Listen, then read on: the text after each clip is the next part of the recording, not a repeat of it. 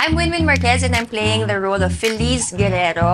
Si Feliz ay dating isang teacher. Ang napangasawa niya nga dito si Samson, isang teacher na hinahangaan ng lahat. Alam kong maraming sasakit ang puso kapag napanood nila to. Ngayon lang talaga ako nakagawa ng drama, talagang tuloy-tuloy na heavy scenes. Medyo mabibigat siya. Ang gagaling din ng actors na kasama ko dahil nakakahugot ako sa kanila. I think it's also very true in a way yung mga nangyayari. It's really happening.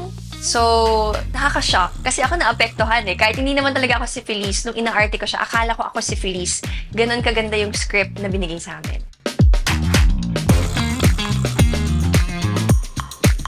Siguro ang ma-advise ko lang siguro sa couples, sa mag-asawa, communication is key.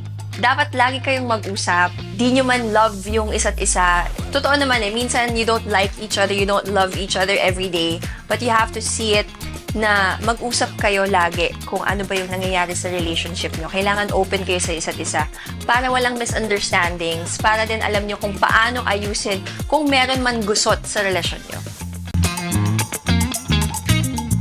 Dapat nilang abangan, I think talaga yung story. Yung puso ng story. Dapat abangan nila yung mga aktingan ng lahat dito. And I'm sure magugulat sila, maantig yung puso nila, magagalit sila, maiinis sila. So, sana po panoorin nyo. Sana po abangan nyo yung episode namin sa Lilet Matias sa GMA Afternoon Prime.